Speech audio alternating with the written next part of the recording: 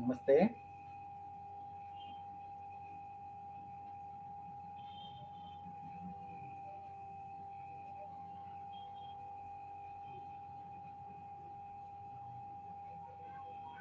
नमस्ते। नमस्ते आचार्य। आरभामहे। आम् आचार्य। वाक्यकारं वररुचिं भाष्यकारं पतञ्जलिं पाणिनिं सूत्रकारं च प्रणतोऽस्मि मुनित्रयं नमस्कृत्य तदुक्तिः परिभाव्य च वैयाकरणसिद्धान्तकौमुदीयं विरच्यते। प्रथमं सूत्राणां वृत्तीनां च पठनं। पृष्ठसङ्ख्या 37।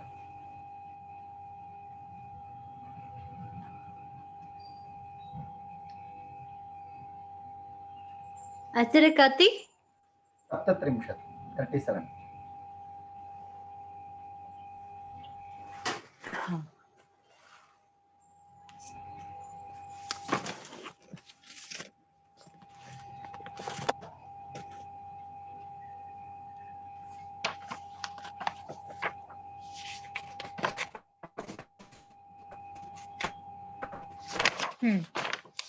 आचार्य।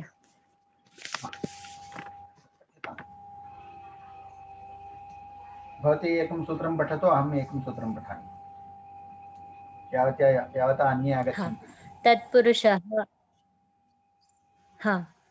तत्पुरुषः अधिकारोऽयं प्राग्बहुव्रीहेः द्विगुश्च द्विगुरपि तत्पुरुषसंज्ञः स्यात्।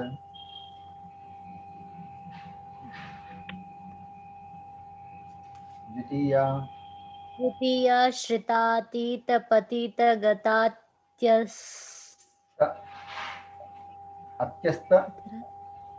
अत्यस्तप्राप्तापन्नैः द्वितीयान्तं श्रितादिप्रकृतिकैः सुबन्तैः सह वा समस्यते स तत्पुरुषः। स्वयं तेन द्वितीया इति न सम्बध्यते अयोग्यत्वात् स्वयं कृतस्य अपत्यं स्वायं कृतिः।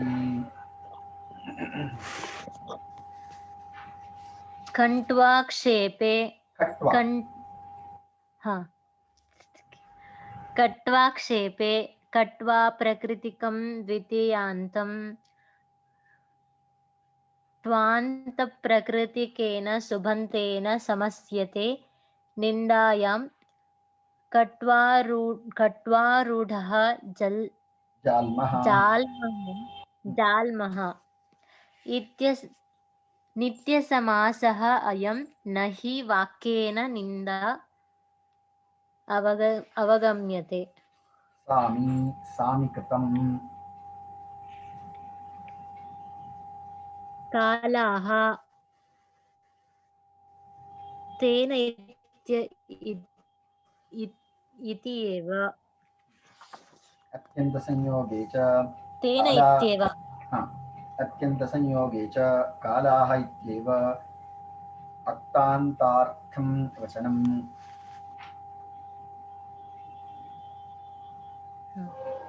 तृतीया कृतार्थेन गुणवचनेन तृतीया इति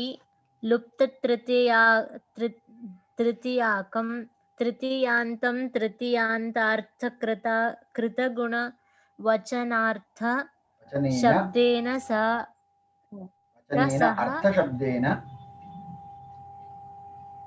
अर्थशब्देन च सह प्राग्वत्।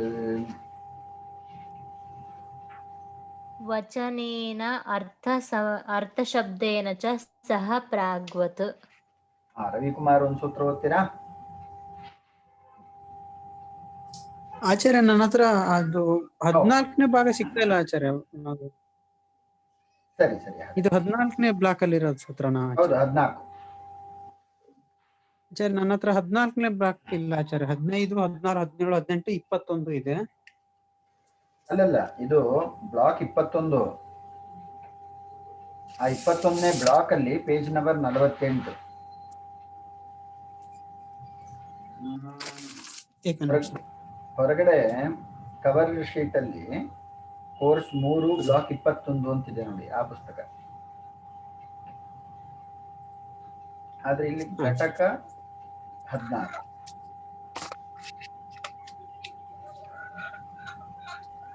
ಆಚಾರ್ಯ ಮೇಡಮ್ ಅವರು ನಮಗೆ ಜೆರಾಕ್ಸ್ ಮಾಡಿಸ್ಬೇಕಾದ್ರೆ ಬರೀ 33ನೇ 34ನೇ ಪೇಜ್ ವರೆಗೂ ಅಷ್ಟೇ ಜೆರಾಕ್ಸ್ ಮಾಡಿಸಿದಾರೆ ಆಚಾರ್ಯ. ಹಂಗಾಗಿ ನಮಗೆ ಬಿಟ್ಟೋಗಿದ್ಯಾ?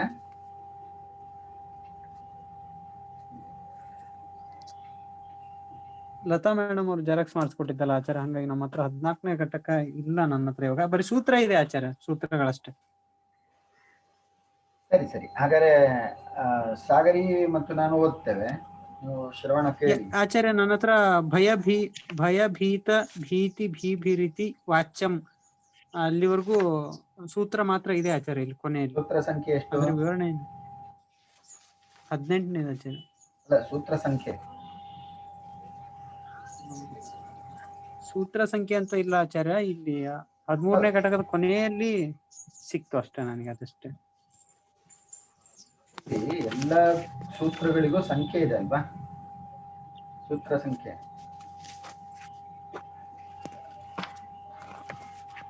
ಸೂತ್ರದ ಹಿಂದೆನೆ ಇದೆ ನೋಡಿ, ಸೂತ್ರ ಸಂಖ್ಯೆ ಅಂತ ಹೇಳಿ. ಅಂದ್ರೆ ಸೂತ್ರಗಳ ಸಂಖ್ಯೆ ಅಂತ ಇಲ್ಲ ಆಚಾರ್ಯ. ಇಲ್ಲಿ 21.14.17 ಈ ತರ ಇದೆ. ಅದಾದ್ಮೇಲೆ ಸೂತ್ರ ಸಂಖ್ಯೆ ಅಂತಿದೆ ನೋಡಿ. ಆ ವಿವರಣಾ ಭಾಗ ಇಲ್ಲ ಆಚಾರ್ಯ ನನ್ನ ಹತ್ರ. ಜಸ್ಟ್ ಇಲ್ಲಿ 13ನೇ ಘಟಕದ 21, 13, 21, 14 ಇದೆ ಆಚಾರ್ಯ. 21, 14 ಇದೆಯಾ? 21, 14, 15 ಅಂತ ಮುಂದೆ ಇದೆ ಆಚಾರ್ಯ. 21, 14, 15 ಏನು ಪೇಜ್ ನಂಬರು? ಪೇಜ್ ನಂಬರ್ 35 ಅಷ್ಟೇ ಇರೋದು ಆಚಾರ್ಯ ನಂತರ. 35 ವರೆಗೂ ಇದೆ. 21, 14, 15ರಲ್ಲಿ ಚತುರ್ಥಿ ಅರ್ಥಾರ್ಥ ಬಲಿಹಿತ ಸುಖರಕ್ಷಿತ ಅನ್ನೋ ಒಂದು ಸೂತ್ರ ಇದೆ.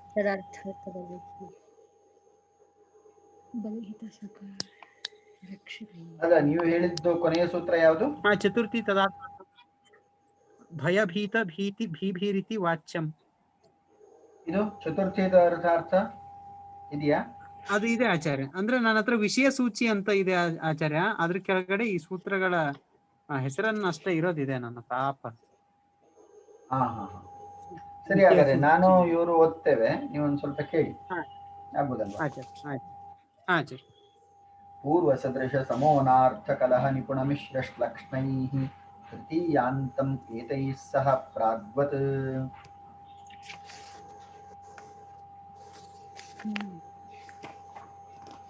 ಕರ್ತೃಕರ್ಣೆ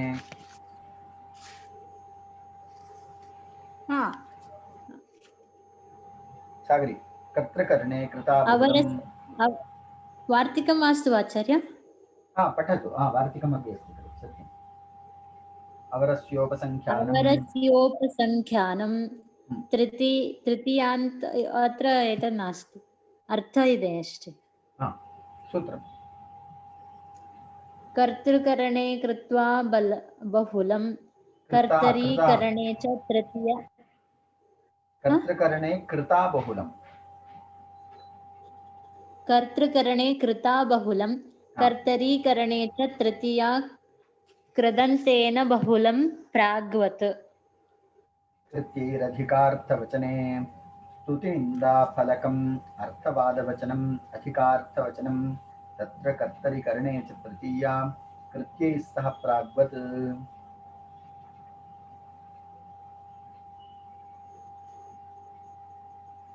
अन्येन व्यञ्जनं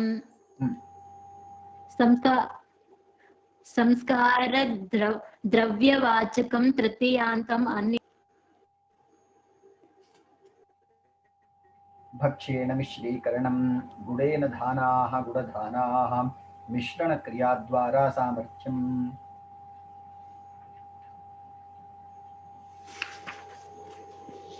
चतुर्थी तदर्थार्थ बलिहित सुखरक्षितैः चतुर्थ्यन्तार्थाय यत्तद्वाचिन अर्थादिभिश्च चतुर्थ्यन्तं वा प्राग्वत्। तेन नित्यसमासा विशेष्यलिङ्गता चेति वक्तव्यम्। पंचमी हाँ। भयेन वार्तिकं भयभीतिभिरिति वाच्यम्। अपोतापोढमुक्तपतितापत्रस्तैरल्पशः अपोतापोढमुक्तपतितापत्रस्तैरल्पशः एतैः सह अल्पं पञ्चम्यन्तं समस्यते सः तत्पुरुषः। स्तोकान्तिकदूरार्थकृच्छाणि क्वेन तेन तेन षष्ठ्यन्तं सुबन्तेन समस्यते सः तत्पुरुषः। याचकादिभिश्च षष्ट्यन्तं समस्यते। येभिः षष्ठ्यन्तं समस्यते। येभिः षष्ट्यन्तं समस्यते। त्रिजकाभ्यां कर्तरि इत्यस्य प्रतिप्रसवः अयम्। गुणात्तरेण तरलोपश्चेति वक्तव्यम्। कृद्योगाच षष्ठी समस्यते इति वाच्यम्। अग्रे न निर्धारणे या षष्ठी सा समस्यते। प्रतिपदविधाना षष्ठी न समस्यते इति वाच्यम्। पूरणगुणसुहितार्थसदव्येतव्यसम् पठतु।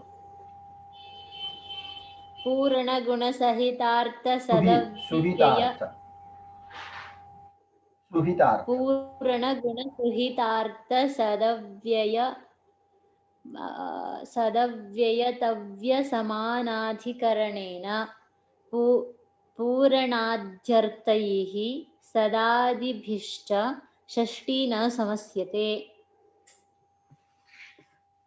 तेन च पूजायां मतिबुद्धि इति सूत्रेण विहितः यः क्तः तदन्तेन षष्ठी न समस्यते। अधिकरणवाचिना च तेन षष्ठी न समस्यते। इदमेषाम् आसितं गतं भुक्तं वा। कर्मणि च उभयप्राप्तौ कर्मणि इति या षष्ठी सा न समस्यते। आश्चर्यो गवां दोहः अगोपेन। त्रिजकाभ्यां कर्तृत्रिजकाभ्यां षष्ठी समासः। कर्तरि च कर्तरि षष्ठ्या अकेन न समासः। नेह त्रिच अनुवर्तते। तद्योगे कर्तुः अभीतत्वेन कर्तृषष्ठ्या अभावात्। नित्यं क्रीडा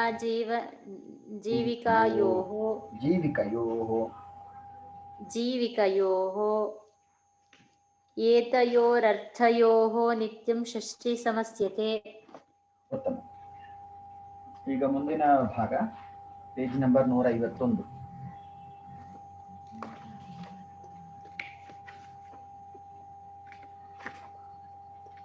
कोटा युवती स्तोक कतिपय दृष्टिधेनु वशा वेहद्वष्कयणी प्रवक्तृश्रोत्रियाध्यापकधूर्तयज्जातिः. ಈಗ ಕರ್ಮಧಾರೆಯ ಸಮಾಸದ ವಿವಿಧ ಪ್ರಕಾರಗಳನ್ನು ಹೇಳ್ತಾ ಇದ್ದಾರೆ. ಈ ಸೂತ್ರದಿಂದ ಯಾವ ಜಾತಿವಾಚಕ ಶಬ್ದ ಇದೆಯೋ ಅದು ಕೋಟಾದಿ ಶಬ್ದಗಳೊಂದಿಗೆ ಸಮಾಸವನ್ನು ಪಡ್ಕೊಳ್ಳುತ್ತೆ. ಧೂರ್ತೈಹಿ ತೃತೀಯ ಬಹುವಚನ. ಇಲ್ಲಿರುವಂಥದ್ದು ಎರಡೇ ಪದ. ಕೋಟಾ ಯುವತಿ ಅನ್ನುವಂಥದ್ದು ಒಂದು ಪದ, ಹಾಗೆ ಜಾತಿಹಿ ಅಂತ ಹೇಳಿ ಮತ್ತೊಂದು ಪದ. ಎಷ್ಟು ಶಬ್ದ ಇದೆ? ಕೋಟಾ ಯುವತಿ ಸ್ತೋಕ ಕತಿಪಯ ದೃಷ್ಟಿ ಧೇನು ವಶಾ ವೇಹತ್ ಬಷ್ಕಯಣಿ ಪ್ರವಕ್ತೃ ಶ್ರೋತ್ರಿಯ ಅಧ್ಯಾಪಕ ಧೂರ್ತ. 13 ಶಬ್ದ ಇದೆ. ಈ 13 ಶಬ್ದಗಳು ಜಾತಿವಾಚಕ ಶಬ್ದದೊಂದಿಗೆ ಸಮಾಸವನ್ನು ಪಡ್ಕೊಳ್ಳೋದು. ಇನ್ನೂ ಸ್ವಲ್ಪ ಸ್ಪಷ್ಟವಾಗಿ ಹೇಳುವುದಾದ್ರೆ ಜಾತಿವಾಚಕ ಶಬ್ದವು ಈ 13 ಶಬ್ದಗಳೊಂದಿಗೆ ಸಮಾಸವನ್ನು ಪಡೆಯುತ್ತದೆ. ಯಾಕಂದ್ರೆ ಜಾತಿವಾಚಕ ಶಬ್ದವು ಪೂರ್ವ ನಿಪಾತವನ್ನು ಪಡೆಯುತ್ತೆ. ಈ ಸೂತ್ರಕ್ಕೆ ನಮಗೆ ಅರ್ಥ ಮುಂದೆ ಪೇಜ್ ನಂಬರ್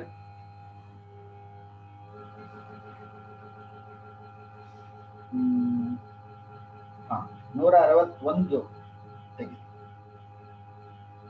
161ರಲ್ಲಿ ಇನ್ನು ಮುಂದೆ ಪೋಟಾ ಯುವತಿ ಸೂತ್ರದ ಉದಾಹರಣೆಗಳನ್ನು ಕ್ರಮವಾಗಿ ವಿವರಿಸುತ್ತಾನೆ ಅಂತ ಹೇಳಿ ಕೊಟ್ಟಿದ್ದಾರೆ ನೋಡಿ. ಸೊ ಪೋಟಾ ಯುವತಿ ಅನ್ನುವಂತಹ ಈ ಸೂತ್ರ ಹಿಂದೆ ಇಲ್ಲಿ ಈ 13 ಶಬ್ದಗಳಿಗೆ ಸಂಬಂಧಪಟ್ಟಂತಹ ಉದಾಹರಣೆಗಳನ್ನ 161ನೇ ಪೇಜಲ್ಲಿ ಕೊಟ್ಟಿದ್ದಾರೆ. ಸಿಕ್ಕಿದೆ ಅಂತ ಭಾವಿಸ್ತೇನೆ. ಸಿಗ್ಲಿಲ್ಲ ಅಂದ್ರೆ ಹೇಳಿ. ಪೋಟಾ ಯುವತಿ ಮೊದಲನೇದು ಇಭ ಪೋಟ. ಇಭ ಶಬ್ದಕ್ಕೆ ಆನೆ ಅಂತ ಅರ್ಥ, ಪ್ರಸಿದ್ಧವಾದಂತಹ ಶಬ್ದ. ಪೋಟ ಶಬ್ದಕ್ಕೆ ಅಮರಕೋಶದ ವಾಕ್ಯ ಕೊಟ್ಟಿದ್ದಾರೆ. ಪೋಟ ಸ್ತ್ರೀ ಪುಂಸ ಲಕ್ಷಣ. ಸ್ತ್ರೀ ಮತ್ತು ಪುಮಾನ್ ಎರಡೂ ಮಿಶ್ರಣವಾದಂತಹ ಲಕ್ಷಣ ಏನಿದೆಯೋ ಅಂಥದ್ದನ್ನ ನಪುಂಸಕವನ್ನ ಪೋಟ ಎಂಬ ಶಬ್ದದಿಂದ ಕರೀತಾರೆ. ಸೊ ಇಲ್ಲಿ ಇಭ ಪೋಟ ಶಬ್ದವು ಇಭ ಆನೆ, ನಪುಂಸಕವಾದಂತಹ ಆನೆ. ಸೊ ಇಲ್ಲಿ ಜಾತಿ ಅಂತ ಹೇಳಿ ಸೂತ್ರಗತವಾದಂತಹ ಯಾವ ಶಬ್ದ ಇದೆ ಆ ಶಬ್ದದಿಂದ ನಮಗೆ ಸೂಚಿಸಲ್ಪಡುವಂತಹ ಅಥವಾ ನಿರ್ದೇಶಿಸಲ್ಪಡುವಂತಹ ಪದ ಇಭ. ಇಭ ಅನ್ನುವಂಥದ್ದು ಜಾತಿ, ಆನೆಯ ಜಾತಿ. ಸೊ ಇಭ ಶಬ್ದವು ಪೂರ್ವ ನಿಪಾತವನ್ನು ಪಡ್ಕೊಳ್ಳುತ್ತೆ. ಆದ್ದರಿಂದ ಇಭ ಪೋಟ ಅಂತೇಳಿ ಸಮಾಸ ಆಗುತ್ತೆ. ಪೋಟಾಚ ಅಸೌ ಇಭೀಚ ಇಭ ಪೋಟ ಅಂತೇಳಿ ಸಮಾಸ ಆಗುತ್ತೆ. ಮುಂದಿದ್ದು ಇಭ ಯುವತಿ. ಈಗ ಕ್ರಮಶಃ ಉದಾಹರಣೆ ಕೊಡ್ತಾ ಇದ್ದಾರೆ, ಯಥಾಕ್ರಮ ಉದಾಹರಣೆ ಕೊಡ್ತಾ ಇದ್ದಾರೆ. ಪೋಟ ಯುವತಿ ಸ್ತೋಕ ಕತಿಪಯ ದೃಷ್ಟಿಧೇನು ಅಂತ ಹೇಳಿ ಒಂದೊಂದೇ ಶಬ್ದವನ್ನ ತೆಗೆದುಕೊಂಡು ಉದಾಹರಣೆ. ಈಗ ಯುವತಿ, ಯುವತಿಶ್ಚ ಅಸೌ ಇಭೀಚ. ಇನ್ನು ಹೆಣ್ಣು ಆನೆ.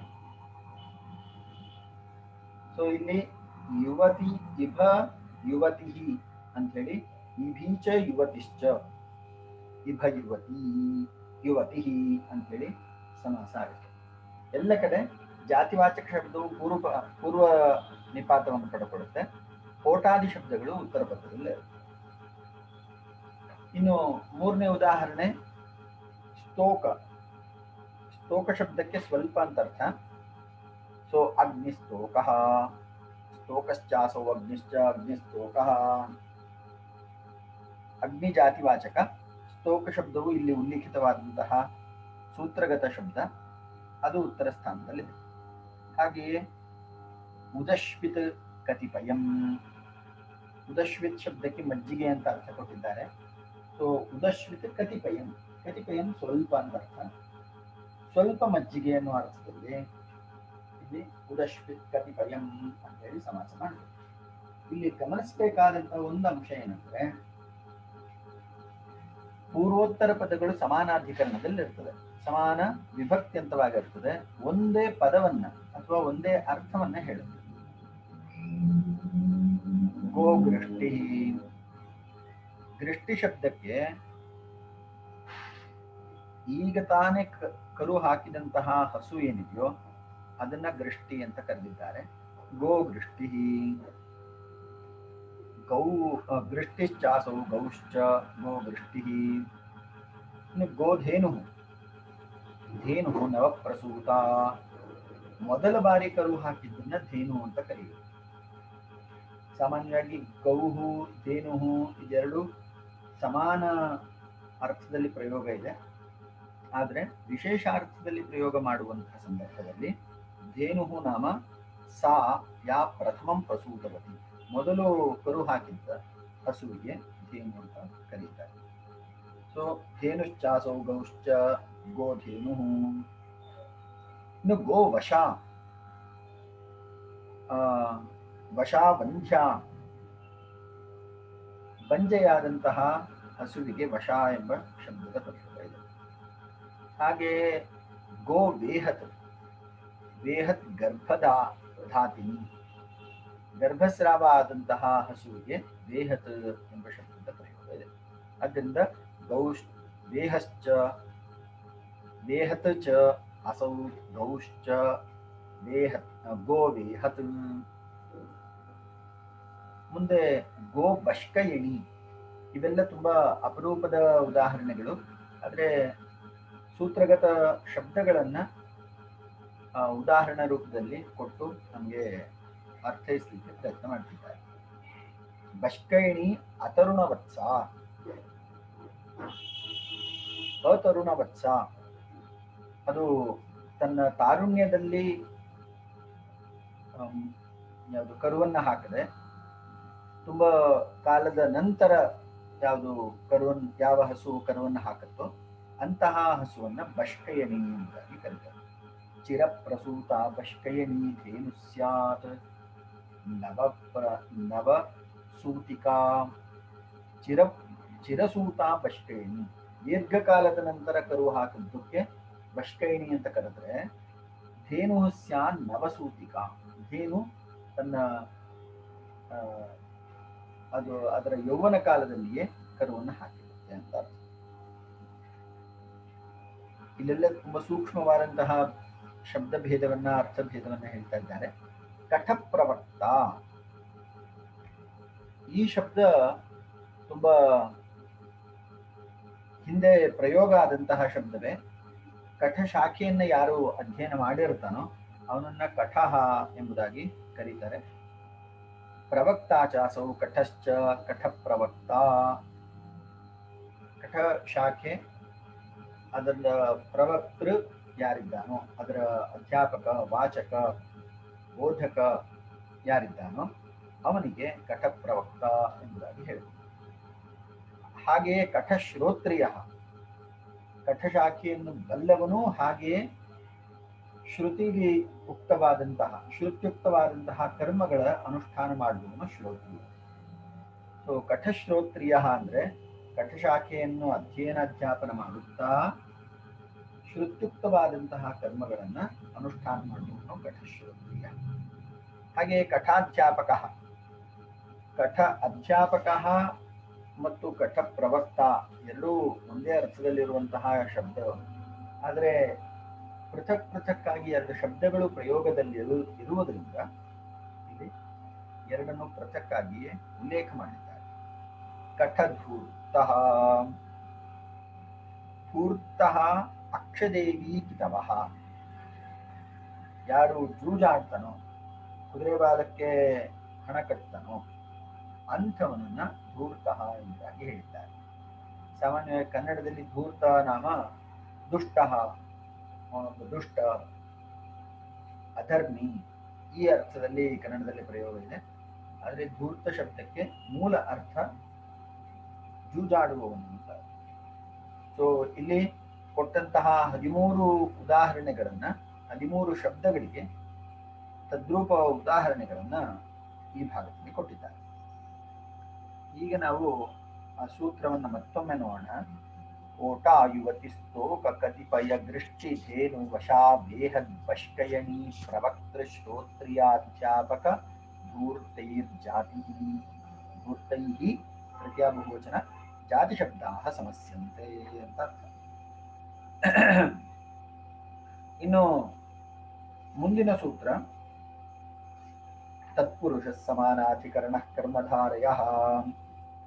ಇದು ಪ್ರಧಾನವಾದಂತಹ ಸೂತ್ರಗಳಲ್ಲಿ ಒಂದು. ಅದರಲ್ಲಿ ವಿಶೇಷವಾಗಿ ಕರ್ಮಧಾರೆಯ ಸಂಜ್ಞೆಯನ್ನ ಹೇಳುವಂತಹ ಸೂತ್ರ. ಈ ಸೂತ್ರವು ಸಂಜ್ಞಾ ಸೂತ್ರ. ಸಾಮಾನ್ಯವಾಗಿ ಸೂತ್ರಗಳು ಷಡ್ವಿಧವಾಗಿ ಹೇಳಲ್ಪಡ್ತವೆ. ಸಂಜ್ಞಾ ಚ ಪರಿಭಾಷಾ ಚ ವಿಧಿರ್ನಿಯಮ ಏವ ಚ ಅತಿದೇಶೋ ಅಧಿಕಾರಶ್ಚ ಷಡ್ವಿಧಂ ಸೂತ್ರ ಲಕ್ಷಣಂ. ಸಂಜ್ಞಾ ಸೂತ್ರ, ಸಂಜ್ಞಾ ಚ ಪರಿಭಾಷಾ ಚ ವಿಧಿ ನಿಯಮ ಏವ ಚ ಅತಿದೇಶಃ ಅಧಿಕಾರಶ್ಚ. ಸಂಜ್ಞಾ, ಪರಿಭಾಷಾ, ಸಂಜ್ಞಾ ಸೂತ್ರ, ಪರಿಭಾಷಾ ಸೂತ್ರ, ವಿಧಿ ಸೂತ್ರ, ನಿಯಮ ಸೂತ್ರ, ಅತಿದೇಶ ಸೂತ್ರ ಮತ್ತು ಅಧಿಕಾರ ಸೂತ್ರ. ಇಷ್ಟು ಸೂತ್ರದ ಆಚಾರ್ಯ ಶ್ಲೋಕ ಇನ್ನೊಂದ್ಸರಿ ಹೇಳಿ. ಸಂಜ್ಞಾ ಚ ಸಂಜ್ಞಾ ಚ ಪರಿಭಾಷಾ ಚ. ಪರಿಭಾಷಾ ಚ ವಿಧಿರ್ನಿಯಮ ಏವ ಚ.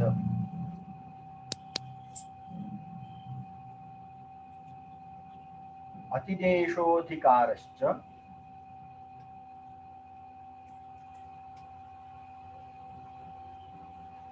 ಷಡ್ವಿಧಂ ಸೂತ್ರಲಕ್ಷಣ. ಈ 6 ವಿಧವಾಗಿ ಸೂತ್ರಗಳಿವೆ ಎಂಬುದಾಗಿ ಹೇಳಲ್ಪಡುತ್ತೆ. ಇಲ್ಲಿ ಕರ್ಮಧಾರಯಕ್ಕೆ ಸಂಜ್ಞಾ ಸೂತ್ರವು ಕರ್ಮಧಾರೆಯ ಸಂಜ್ಞೆಯನ್ನು ಕೊಡುವಂತಹ ಸೂತ್ರ ಇದು. ತತ್ಪುರುಷ ಸಮಾನಾಧಿಕರಣ ಕರ್ಮಧಾರಯ ಅಧಿಕ್ರಿಯೇತೆ ಗುಣಕರ್ಮಣಿ ಅಸ್ಮಿನ್ನಿತ್ಯಧಿಕರಣಂ ದ್ರವ್ಯಂ ಪದಾರ್ಥ.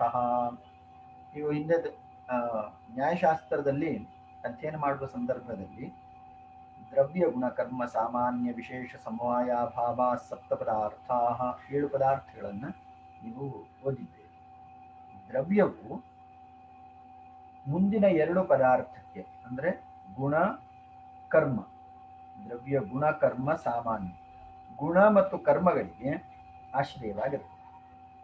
ವಸ್ತುತಃ ದ್ರವ್ಯಾಶ್ರಯವಾಗಿಯೇ ಉಳಿದ 6 ಪದಾರ್ಥಗಳಿರುತ್ತವೆ. ಈ 2 ಪದಾರ್ಥಗಳು ನಮಗೆ ಚಕ್ಷು ಗಮ್ಯವಾಗಿರ್ತದೆ. ದ್ರವ್ಯವನ್ನ ಆಶ್ರಯಿಸಿ ಗುಣಕರ್ಮಗಳಿರ್ತದೆ. ಅಧಿಕ್ರಿಯೇತೆ ಗುಣಕರ್ಮಣಿ ದ್ವಿವಚನ ಇಲ್ಲಲ್ಲ, ಅಧಿಕ್ರಿಯತೆ ಅಧಿಕ್ರಿಯೇತೆ ದ್ವಿವಚನ ಇದೆ. ಗುಣಕರ್ಮಣಿ ಗುಣ ಚ ಕರ್ಮ ಚ ಗುಣಕರ್ಮಣಿ ಅಸ್ಮಿನ್ನಿತ್ಯಧಿಕರಣಂ, ಇದನ್ನ ಅಧಿಕರಣ ಎಂಬುದಾಗಿ ಕರೀತಾರೆ. ಸೊ ಸಮಾನಂ ಏಕಂ ಅಧಿಕರಣಂ ವಾಚ್ಯಂ ಯಯೋಃ ಪದಯೋಃ ತೇ ಸಮಾನಾಧಿಕರಣೇ ಪದೇ. ಯಾವ 2 ಪದಗಳ ಅಂದ್ರೆ ಪೂರ್ವೋತ್ತರ ಪದಗಳ ಅಧಿಕರಣವು ಆಧಾರವು ದ್ರವ್ಯವು ಒಂದೇ ಆಗಿರುತ್ತದೋ. ಇಲ್ಲಿ ಅಧಿಕರಣ ಶಬ್ದಕ್ಕೆ ದ್ರವ್ಯ ಅಂತ ಅರ್ಥ. ಈ ಪದವನ್ನ ನೀವು ಅಂಡರ್ಲೈನ್ ಮಾಡ್ಕೊಳ್ಳಿ. ವಿವರಣೆಯಲ್ಲಿ ಕೊಟ್ಟಿದ್ದಾರಲ್ಲ, ಅಧಿಕರಣಂ ದ್ರವ್ಯಂ ಅಂತ ಕೊಟ್ಟಿದ್ದಾರೆ ನೋಡಿ. ಅಧಿಕರಣ ಅಂದ್ರೆ ಇಲ್ಲಿ ವಸ್ತು ಪದಾರ್ಥ ಎಂಬ ಅರ್ಥ. ಯಾವ ಪದಾರ್ಥವನ್ನ ಆಶ್ರಯಿಸಿ ಪೂರ್ವೋತ್ತರ ಪದಗಳು ತಮ್ಮ ಅರ್ಥವನ್ನ ಹೇಳುತ್ತೋ ಅಂತಹ ಪದಾರ್ಥ. ಪದಾರ್ಥ ಅಂದ್ರೆ ವಸ್ತು. ಸಮಾನಾಧಿಕರಣೇ ಪದೇ ಅಸ್ಯ ಅಸ್ತಿ ಇತಿ ಸಮಾನಾಧಿಕರಣ ಸಮಾಸಃ. ಈ 2 ಪೂರ್ವೋತ್ತರ ಪದಗಳು ಒಂದೇ ಅಧಿಕರಣವನ್ನ ಆಶ್ರಯಿಸಿ ಒಂದೇ ವಸ್ತುವನ್ನ ಆಶ್ರಯಿಸಿ ಇರೋದ್ರಿಂದ ಇದನ್ನ ಸಮಾನಾಧಿಕರಣ ಎಂಬುದಾಗಿ ಹೇಳ್ತಾರೆ. ಇಲ್ಲಿ ಈ ಸೂತ್ರದಲ್ಲಿ 2 ಸಂಜ್ಞೆಯನ್ನ ಕೊಡ್ತಾ ಇದ್ದಾರೆ. ಮೊದಲನೇದು ತತ್ಪುರುಷ ಅಂತ ಒಂದು ಸಂಜ್ಞೆ, 2ನೇ ಸಂಜ್ಞೆ ಕರ್ಮಧಾರಯ. ಈ ತತ್ಪುರುಷ ಮತ್ತು ಕರ್ಮಧಾರಯ ಈ 2 ಸಂಜ್ಞೆಗಳು ಈ ಸೂತ್ರದಲ್ಲಿಯೇ ಹೇಳೋದ್ರಿಂದ ಇದನ್ನ ಮೊದಲನೇ ಅಧ್ಯಾಯದ 2ನೇ ಪಾದದಲ್ಲಿ ನಾವು ಈ ಸೂತ್ರ ಇರೋದನ್ನ ಗಮನಿಸ್ತೀವಿ. ಸಾಮಾನ್ಯವಾಗಿ ಒಂದು ಭಾಗದಲ್ಲಿ ಒಂದು ಸಂಜ್ಞೆಯನ್ನ ಕೊಡ್ತಾರೆ. ಇಲ್ಲಿ ತತ್ಪುರುಷದ ಅಂಗಭೂತವಾದಂತಹ ಕರ್ಮಧಾರಯ ಅಂತ ಹೇಳಲಿಕ್ಕೋಸ್ಕರವೇ 2 ಸಂಜ್ಞೆಯನ್ನ ಕೊಟ್ಟಿದ್ದಾರೆ. ಇದನ್ನು ನಾವು ಮನಸ್ಸಿನಲ್ಲಿ ಇಟ್ಕೊಳ್ಬೇಕಾಗ್ತದೆ. ಮತ್ತೆ ಇಲ್ಲಿ ಇನ್ನೊಂದು ವಿಶೇಷವಾದಂತಹ ಅಂಶ ಏನು ಅಂದ್ರೆ, ಸಮಾನ ವಿಭಕ್ತ್ಯಂತವಾದಂತಹ ಪದಗಳಿರುತ್ತೆ. ಸಾಮಾನ್ಯವಾಗಿ ಪ್ರಥಮ ವಿಭಕ್ತ್ಯಂತ ಪದಗಳಿರುತ್ತೆ. ಸಮಾನ ವಿಭಕ್ತ್ಯಂತವಾದಂತಹ ಪದಗಳು ಒಂದೇ ಪದಾರ್ಥವನ್ನ ಅಥವಾ ದ್ರವ್ಯವನ್ನ ಹೇಳುವುದರಿಂದ ಇವುಗಳಿಗೆ ಸಮಾನಾಧಿಕರಣ ತತ್ಪುರುಷ ಕರ್ಮಧಾರಯ ಎಂಬುದಾಗಿ ಇವುಗಳಿಗೆ ಹೆಸರು. ಇಲ್ಲಿ ವಿಶೇಷಣ ವಿಶೇಷಗಳು ಸಮಾನಾಧಿಕರಣದಲ್ಲಿ ಅಥವಾ ಉಪಮಾನ ಉಪಮೇಯಗಳು ಸಮಾನಾಧಿಕರಣದಲ್ಲಿರ್ಬೋದು. ಎಲ್ಲ ರೀತಿಯ ವಿಶೇಷ ನಿಘ್ನ ವರ್ಗದಲ್ಲಿರುವಂತಹ ಭಾಗ ಏನಿದೆಯೋ ಅದೆಲ್ಲವೂ ಕೂಡ ಸಮಾನಾಧಿಕರಣದಲ್ಲೇ ಬರುತ್ತೆ. ಸೊ ಈ ಸೂತ್ರವು 2 ಸಂಜ್ಞೆಯನ್ನು ಹೇಳುತ್ತೆ ಮತ್ತು ಗುಣಕರ್ಮಗಳೆರಡೂ ಕೂಡ ಪದಾರ್ಥವನ್ನ ದ್ರವ್ಯವನ್ನ ಆಶ್ರಯಿಸಿರೋದ್ರಿಂದ 2 ಪದಗಳ ಅರ್ಥವು ಒಂದೇ ದ್ರವ್ಯವನ್ನ ಸೂಚಿಸ್ತಾ ಇರುತ್ತೆ. ಇದು ಈ ಸೂತ್ರದ ಪ್ರಮುಖವಾದಂತಹ ಅಂಶ. ಇಲ್ಲಿ ಕರ್ಮಧಾರಯಕ್ಕೆ ಸಂಬಂಧಪಟ್ಟಂತಹ ಉದಾಹರಣೆಗಳನ್ನ ನಾವು ಸಮಾಸ ಪುಸ್ತಕದಲ್ಲಿ ನೋಡಿದ್ದೀವಲ್ಲ, ಅದೇ ಥರದ ಉದಾಹರಣೆಗಳನ್ನ ಅದೇ ವಿಭಾಗದಲ್ಲಿ ಸೂತ್ರ ಸಹಿತವಾಗಿ ಕೊಟ್ಟಿದ್ದಾರೆ. ನೋಡಿ, ಇಲ್ಲಿ ವಿಶೇಷಣ ಪೂರ್ವಪದ ಕರ್ಮಧಾರಯ ಸಮಾಸ ವಿಶೇಷಣಂ ವಿಶೇಷ್ಯೇಣ ಬಹುಲಂ ಸೂತ್ರ. ಉದಾಹರಣೆ ನೀಲಂಚ ತದುತ್ಪಲಂಚ ನೀಲೋತ್ಪಲಂ ರಕ್ತಶ್ಚಾಸೋಪಟಶ್ಚ ರಕ್ತಪಟಃ. ನೀಲಂಚ ತದುತ್ಪಲಂಚ ನೀಲಿ ಬಣ್ಣದ ಕಮಲ ಅಥವಾ ಕಡು ಕಪ್ಪಿನ ಕಮಲ, ಕಡು ನೀಲಿಯ ಕಮಲ. ಸೊ ಇಲ್ಲಿ ಕಮಲ ಮತ್ತು ನೀಲಿ ಈ ಎರಡೂ ವಿಚಾರಗಳು ಒಂದೇ ಪದಾರ್ಥವನ್ನ ಹೇಳುತ್ತೆ. ಅದೇ ಥರನೇ ರಕ್ತಶ್ಚಾಸೌ ಪಟಶ್ಚ ರಕ್ತಪಟ ಪಟಃ ಕೆಂಪನೆಯ ಒಂದು ಬಟ್ಟೆ ಅಥವಾ ಒಂದು ವಸ್ತ್ರ ಅಂತ ಹೇಳಬೇಕಾದ್ರೆ ರಕ್ತಪಟಃ.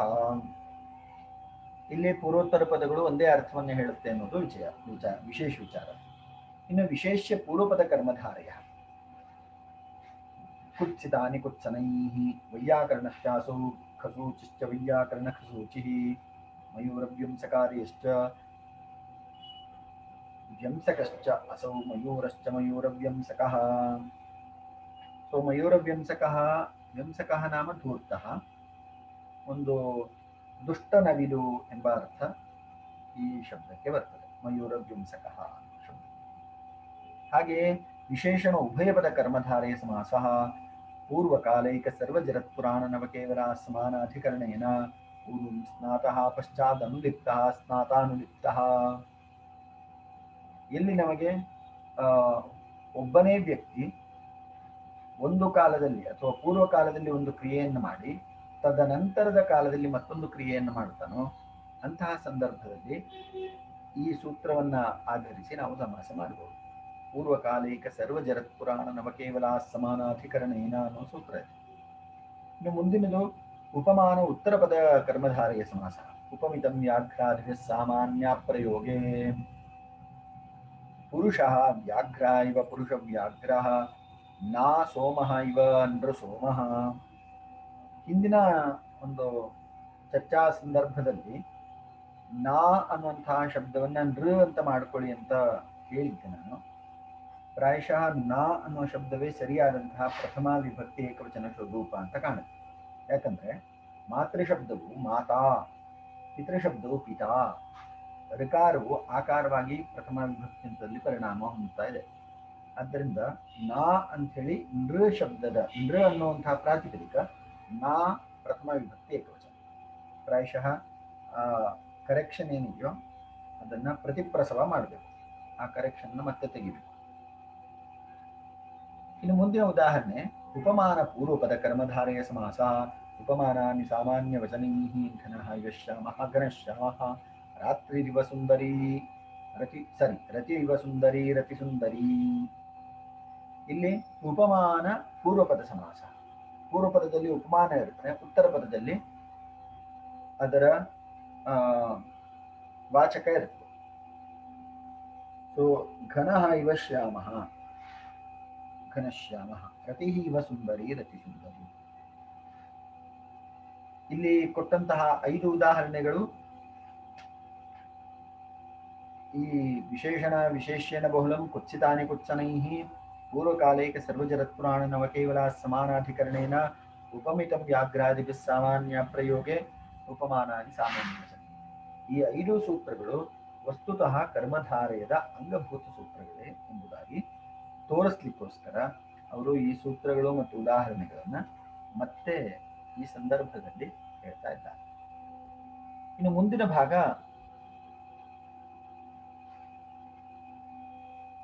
ಪುಂವತ್ ಕರ್ಮಧಾರಯ ಜಾತೀಯ ದೇಶೀಯೇಷು. ನಮಗೆ ಮೂಲ ಸಿದ್ಧಾಂತ ಕೌಮುದಿಯಲ್ಲಿ ಸಾಂದರ್ಭಿಕವಾಗಿ ಬಂದಂತಹ ಉದಾಹರಣೆಗಳನ್ನ ಮತ್ತು ವೃತ್ತಿಗಳನ್ನ ಕೊಡ್ತಾ ಇದ್ದಾರೆ. ಆದರೆ ಕನ್ನಡ ಪುಸ್ತಕದಲ್ಲಿ ಆ ವಿಷಯ ಎಲ್ಲಿ ಬರುತ್ತೋ ಆ ವಿಷಯವನ್ನ ಸಂಪೂರ್ಣವಾಗಿ ಗ್ರಹಣ ಮಾಡಿ ಮತ್ತೆ ಅದರ ವಿಸ್ತಾರವನ್ನ ಹೇಳ್ತಾ ಇದ್ದಾರೆ. ಸೊ ಇಲ್ಲಿ ಕನ್ನಡ ಪುಸ್ತಕದಲ್ಲಿ ವಿದ್ವಾಂಸರ ಪರಿಶ್ರಮ ಮತ್ತು ಜ್ಞಾನದ ಆಳ ನಮಗೆ ಸ್ವಲ್ಪ ಅದರ ಪರಿಚಯ ಆಗುತ್ತೆ. ಪುಂವತ್ ಕರ್ಮಧಾರೆಯ ಜಾತೀಯ ದೇಶೀಯೇಷು ಕರ್ಮಧಾರೆಯೇ ಜಾತೀಯ ದೇಶೀಯಯೋಃ ಪರತಃ ಭಾಷಿತ ಪುಂಸ್ಕಾತ್ ಪರಃ ಊಂ ಅಭಾವಃ ಯಸ್ಮಿನ್ ತಥಾ ಭೂತೆ ಪೂರ್ವಂ ಪುಂವತ್. ಇಲ್ಲಿ ಪುಂವದ್ಭಾವ ಅನ್ನುವಂತಹ ಒಂದು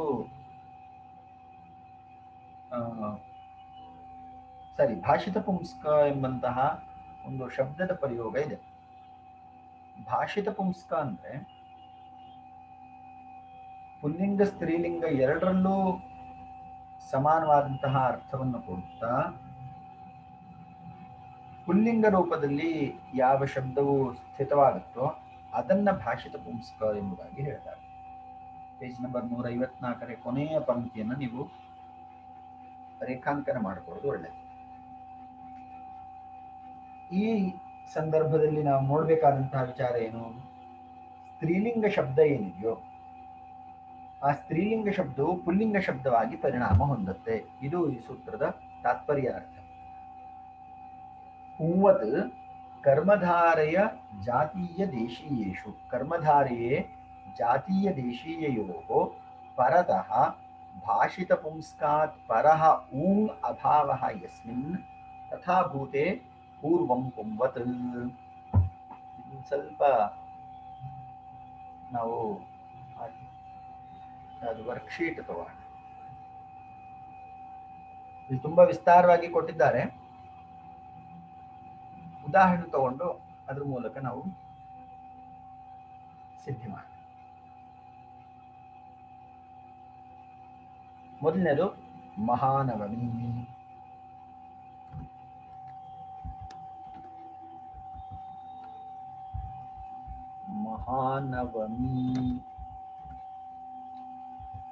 ಮಹಾನವಮಿ ಎಂಬಲ್ಲಿ ಮಹತಿ ಚಾಸೌ ನವಮಿ ಚ ಮಹಾನವಮಿ.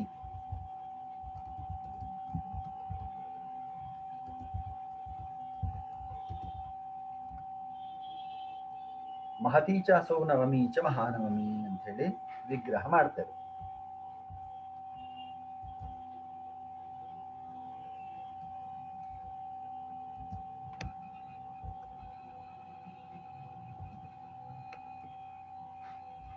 ಇಲ್ಲಿ ಗಮನಿಸಬೇಕಾದಂತಹ ಅಂಶ ಏನು? ನವಾನಾಂ ಪೂರಣಿ ನವಮಿ. ಇಲ್ಲಿ ಪೂರ್ಣ ಪ್ರತ್ಯಯದ ಬಗ್ಗೆ ಹಿಂದೆ ನಾವು ಚರ್ಚೆ ಮಾಡಿದ್ವಿ. ಈ ಪ್ರತ್ಯಯದ ಉಪಸ್ಥಿತಿಯಿಂದ ಕೆಲವೊಂದು ಕಾರ್ಯಗಳು ನಡೆಯುತ್ತೆ. ಈಗ ಮಹತೀಚ ಅಸೌ ನವಮೀಚ ಮಹಾನವಮಿ ಅಂತ ಸಮಾಸ ಏನಿದೆಯೋ ಅಲ್ಲಿ ನವಮಿ ಅನ್ನುವಂತಹ ಶಬ್ದವು ಪೂರ್ಣ ಪ್ರತ್ಯಯಾಂತ ಶಬ್ದ. ಸೊ ಪೂರ್ಣ ಪ್ರತ್ಯಯಾಂತ ಶಬ್ದ ಮುಂದೆ ಇರಬೇಕಾದ್ರೆ ಇಲ್ಲಿ ನವಮಿ ಅನ್ನುವಂಥದ್ದು ಪೂರ್ಣ ಪ್ರತ್ಯಯಾಂತ. ಈ ಶಬ್ದ ಮುಂದೆ ಇರಬೇಕಾದ್ರೆ ಹಿಂದೆ ಇರುವಂತಹ ಮಹತಿ ಶಬ್ದಕ್ಕೆ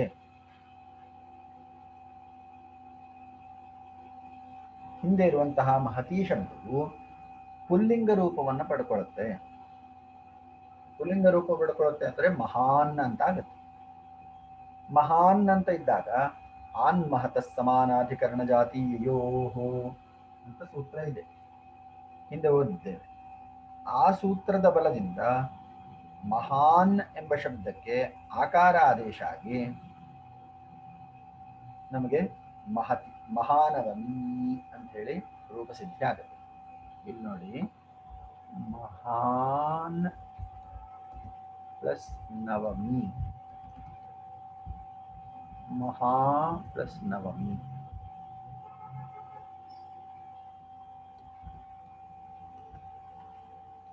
ಮಹಾನ್ ಪ್ಲಸ್ ನವಮಿ. ಮಹಾನ್ ಅಂತಾಗೋ ಮುಂಚೆ ಅದು ಮಹತಿ ಅಂತಿದ್ದು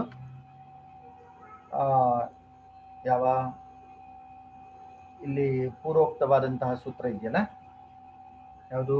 ಪುಂವತ್ ಕರ್ಮಧಾರೆಯ ಜಾತೀಯ ದೇಶೀಯೇಷು. ಸೊ ಈ ಒಂದು ಸೂತ್ರದ ಬಲದಿಂದ ಮಹತಿ ಅಂತ ಸ್ತ್ರೀಲಿಂಗ ಇರುವಂತಹ ಶಬ್ದವು ಪುಲ್ಲಿಂಗ ರೂಪವಾಗಿ ಪರಿಣಾಮ ಹೊಂದಿದೆ.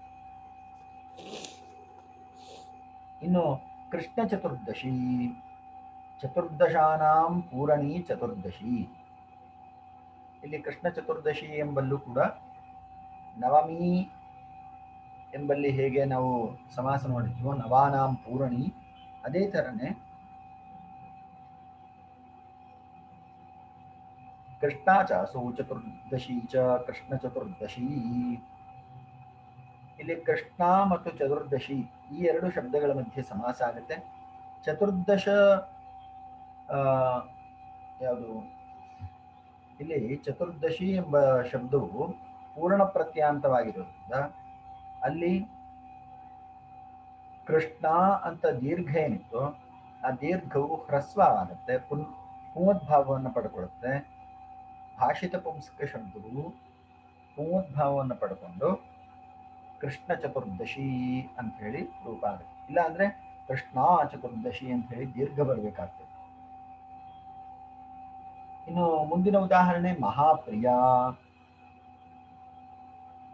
ಮಹಾಪ್ರಿಯ ಎಂಬಲ್ಲಿ ಮಹತಿ ಪ್ರಿಯ, ಮಹತಿ ಚಾಸೋ ಪ್ರಿಯಾ ಚ ಮಹಾಪ್ರಿಯ.